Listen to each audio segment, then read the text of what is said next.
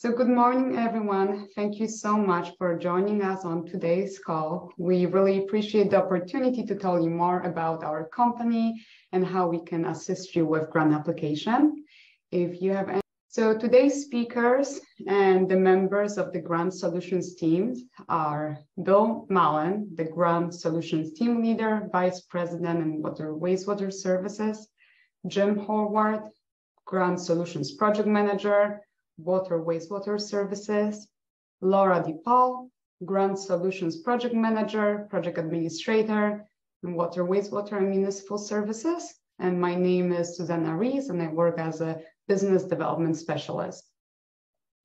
So a few things about our company. We have 50 years of experience serving municipalities and authorities and private clients. We are experienced with CFA and DCED grant process. We are a full-service engineering firm. We have experience with the infrastructural projects, and we're serving our clients in Pennsylvania, New Jersey, and Delaware. So good morning, I'm Bill Mallon. We'll start with a little bit about our grant experience. We've completed numerous grant applications for different types of projects in different programs. You can see on the left-hand side some sewer wastewater projects. We've done control system upgrades, township-wide Act 537 planning, storm sewer systems, general infrastructure rehabilitation, generators, traffic signal upgrades. Recent grants we've successfully obtained for clients include through the Pay a Small Water and Sewer Program, H2O PA program, and sewage facilities planning as well. And we currently have some grant applications out for clients in the Hazard Mitigation Grant Program, Local Share Account Statewide Program, and the Traffic Signal Technology Program. What we plan to cover. As you may be aware, there are numerous grants that are advertised each year by multiple agencies. Today's presentation will focus on the preparation of grants that are administered by the DCED and CFA. On the slide, there's an example of the single application application for assistance. What you see here on the slide is what you first see when you start the application. There are a variety of grant programs that focus on infrastructure. We'll be looking at the water, wastewater, and stormwater projects for the PA Small Water and Sewer, H2O PA, and the LSA statewide programs, and the Act 537 projects under the Sewage Facility Program. So, summary of how the programs work. So the grants become active from time to time through DCED. They aren't active every year. The current periods for the COVID-19 ARPA grants are from October 1st through December 21st. That's the due date of applications. So typical timeframes for the application are 75 to 120 days. Decisions don't come quickly. The Commonwealth Financing Authority is the entity that awards the grants. As an example, we submitted a LSA statewide application in March for one of our clients, and we're expecting to hear a decision on those applications in November, so an 8-month time period. One thing to keep in mind, given the long time frames, is if you've got a critical infrastructure project that you're looking for a grant for, that 8-month period might not fit in with your schedule. So keep that in mind when considering the types of projects that you want to obtain a grant for. The programs often require a local match, and it varies depending on the program. As you can see, PA Small Water and Sewer is a 15% match, H2O PA and Act 537 are 50%. The Hazard Mitigation Grant Program has a 25% match, but that portion is covered by PEMA, so there's actually no local out-of-pocket monies. The LSA statewide program has no match.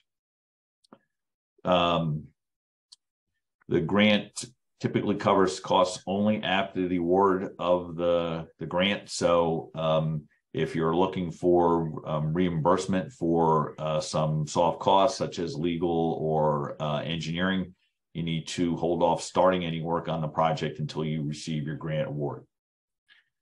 The grants usually cover 2 fiscal years, which is July 1st through June 30th. So if you were to receive a grant today, for instance, the 2 fiscal years would be fiscal year 2024, which starts next July 1st, and fiscal year 2025. So your grant would expire June 30th, 2025. So it gives a good period of time in which to develop your project and not worry about time constraints. We'll next talk a little bit more about eligibility and eligible uses of funds. The dates and frequencies of the grant programs can vary. Typical grants periods for some of the programs are listed on the slide. The typical grant periods range from September, October until December for the PA small water and H2O projects, January through March for the LSA grants, February through May for the sewage facility programs. The applications can be different from year to year, so it's good to monitor the website.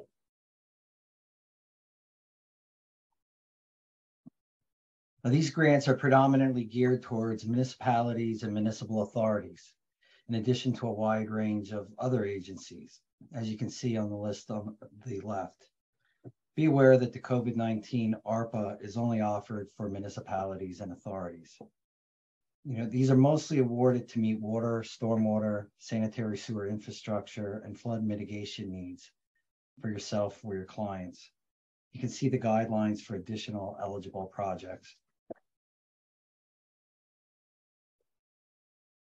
For the COVID-19 ARPA grants, the project must be scoped to align to a single expenditure category. As you can see on the list on the slide, this information is taken from the American Recovery Plan Act compliance and reporting guidance for state and local fiscal recovery funds. This information is additionally included in the grant program guidelines.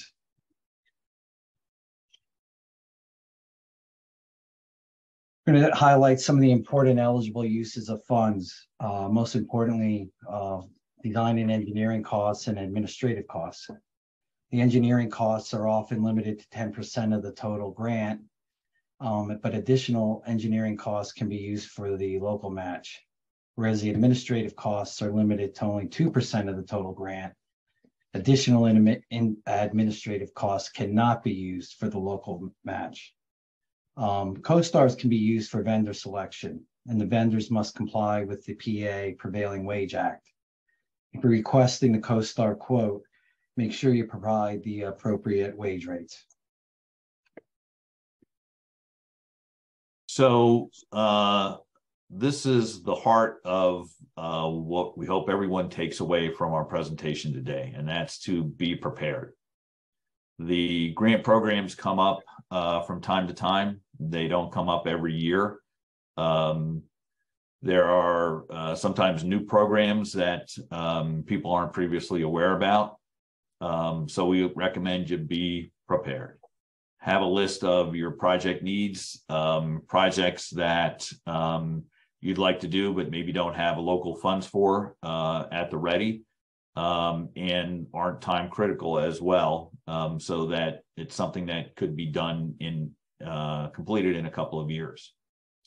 Make sure you have your project costs assembled, what the construction cost may be for a specific project, and be prepared to fill in some of the other information required in the grant budget.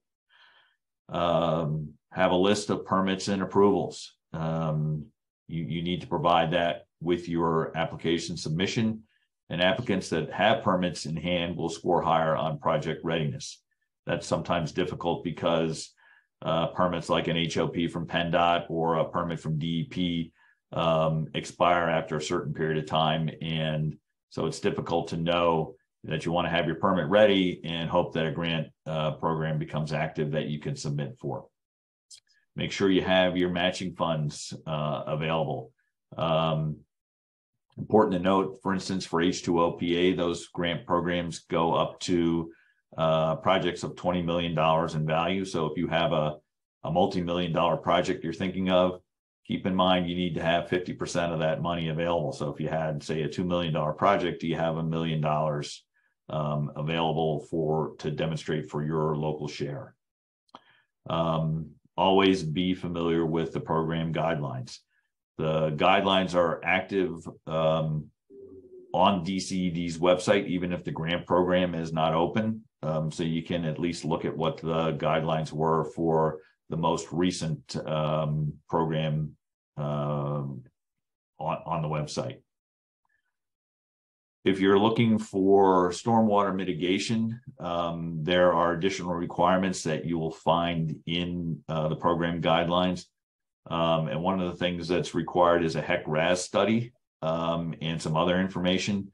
And that's something that might not be able to be completed within the grant period. So that's something you might want to have completed in advance, so that if a grant program becomes active, you've got it ready and can submit it with your application. And go to the DCED website anytime. You can set up your account information, create your user ID and password, contact information, put your federal ID number in. Once that's saved, it's always there for that specific user ID. So you can use it to fill in immediately whenever you create a new grant application. This is an example of that account setting page from the single application of assistance. And you can see for a government entity, the information you can preload, whether you're an authority or a municipality, for instance, your federal ID number, contact information, the individuals, phone numbers, emails, mailing address. So what you need. So again, and we'll say this a number of times, is always consult the grant guidelines. They're generally, the information is generally the same for the various programs, but does differ a little bit. So again, a list of your permits and approvals that you're going to need. Planning letter from your local planning agency. That's a letter that essentially is from the Planning Commission that says your project is consistent with existing comprehensive plans. You need a resolution from the government body, and always remember to coordinate meeting dates and designated parties, especially if you only have one meeting a month. You might find that there is only one meeting between when the grant program is active and when applications are due. For sewage facilities planning, you need a DEP approved Act 537 task activity report that usually requires a meeting with DEP. So that's something that needs to be set up as soon as the program becomes active. We always recommend letters of support from your state legislators and state senators. You'll need an ownership letter that you're going to be the owner of the project, matching fund letter that you've got the funds available, cost estimate for everything involved that goes into your grant budget, and some additional information. And as I mentioned again, for flood mitigation projects, there's even more information that's requested to demonstrate how your project is going to meet its goals. This is an example from grant guidelines for the resolution. A few things that we highlighted here are the requested amount. So once you put your grant budget together, that's the amount you're actually requesting for your grant. Project name, what you're calling your particular project, and the designated persons that are going to work with the Commonwealth Financing Authority to obtain the grant. This is key because whoever is going to submit that online application and do the electronic signature needs to be one of the designated persons there. So it can be your supervisors or authority chair, the manager or a consultant. We've done a number of grant applications where someone from Carroll Engineering is one of the designated people, so they can actually complete the application and do the electronic signature. Grant budget. So it's more than just putting a cost estimate together. This is a sample budget for a small sewage pump station rehabilitation. You'll see that there are two funding sources listed. So one is the grant funds. This case, it's the COVID-19 ARPA small water and sewer. And then the second is the local match. This case, it's identified as sewer capital reserve. There's a number of item categories that you can select to put your cost to. This one is pretty simple. Water and sewer is essentially the construction cost for the pump station rehabilitation, and it's split 85% for PA small water and sewer and the 15% for the local match. A couple other categories added in there: engineering and the sewer cap and inspections. As was mentioned, even though the engineering is only up to 10% of the grant amount, you put your full total in there because it does apply against your local match. And then everything is totaled up. Items in gray get calculated automatically, and white boxes is the information that you're putting in when you do your application. This is a little bit bigger budget for a hazard mitigation grant program application. There were some additional categories, and it's a much larger project cost. This particular program allows you to put in pre-award costs for developing some of the information you actually needed to prepare the grant application. It includes engineering and design. This particular project had a lot of easements that are going to be required. So there's site land acquisition there, as well as legal costs associated with that. In this particular instance, there was an actual construction category. So labor and materials and supplies is essentially combined, and that's your construction costs. And then there's restoration costs associated with the project. And you can see, again, there's the hazard mitigation program portion of it, the 25% match. As I mentioned, that's covered by FEMA in this case, and the total. At the bottom is a little bit of a brief description from the budget narrative, and it essentially identifies what the particular cost categories in the table are for. So engineering design mentions field serving, stormwater design, permitting, legal costs for acquisition of easements, as an example. What you will need for the COVID-19 ARPA programs. There are specific requirements for these programs because they are using federal funds. In addition to the regular requirements, the programs, you will need a unique entity ID number from the federal system for award management. If you might have already had this from before. We also have heard that it's sometimes difficult to obtain. So we recommend that you start this as soon as you know you want to go after these programs. The link is actually right there.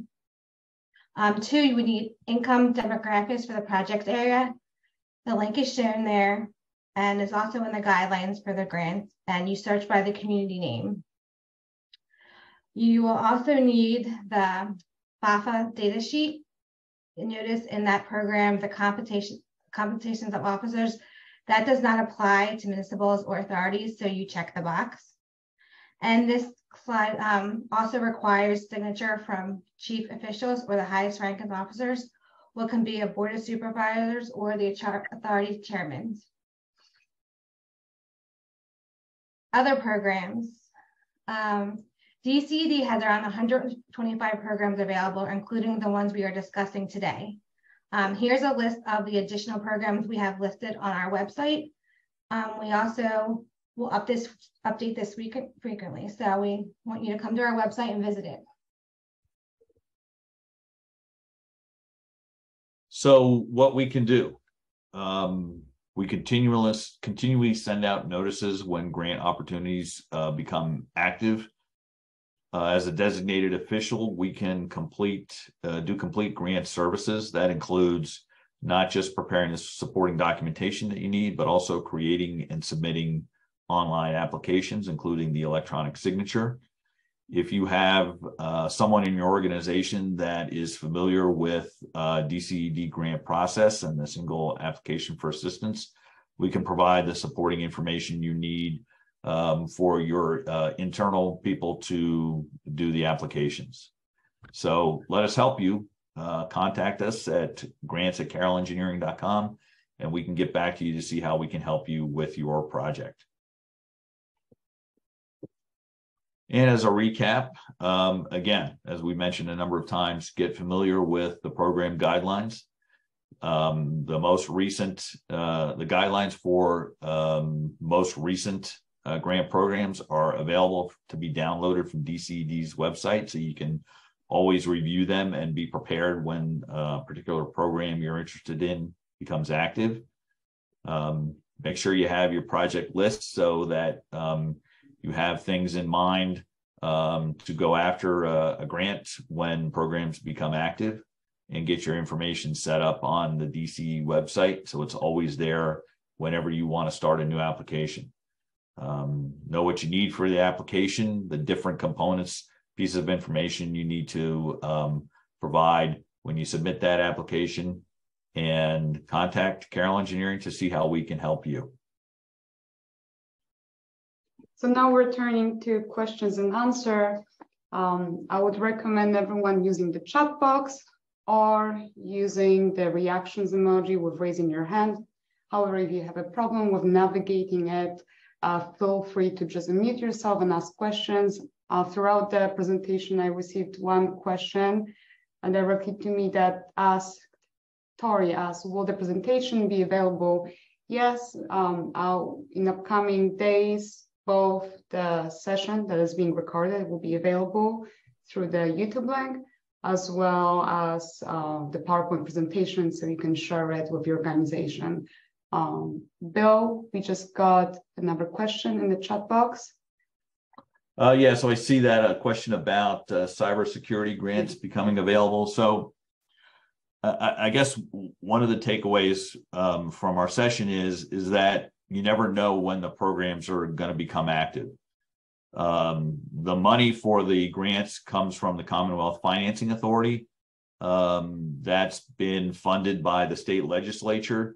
My recent experiences in the last half dozen years or so, the legislature has provided money to CFA. But prior to that, it probably was a half dozen or more years before there were grant programs available. The recent H2OPA and small water and sewer are funded by the ARPA COVID-19 funding. So that's a separate funding source. There are some programs that are self-funded through various statewide programs, such as local share accounts. There's a statewide program that's funded through, I think, horse racing. There are local share accounts in specific counties that are funded by casino revenue. And there are some programs that are funded by fracking monies. So it's not an exact answer to your question, but as we said, we continue to monitor the when programs become active, and we recommend you do that as well, because there's no certainty as to when specific grant programs will become active. Bill, we got one more question. I just put it in the chat box. So I see there's another question, how BABA impacted any of the grants you are looking at. Is that a question that you got directly? Yes. Mm-hmm. And I just pass it to the chat so everyone can see it. Okay. So I'll be honest, that's something we have to look into. Any questions that we have, even the ones we answer today, will be posted on our website, the questions and answers. but we'll be happy to look into that and post additional information on the website to address the question. I don't see anyone raising their hand. Anyone would like to take this moment to ask some questions before we move on? You can feel free to unmute yourself.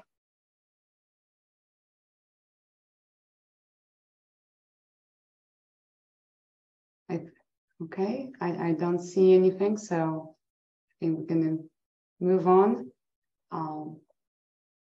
Just as a final note, thank you so much for joining us today. We really look forward to working with you and help you assist with the grant application. If any questions come up after this session, feel free to email us at grants@carrollengineering.com or call us at 215-343-5700.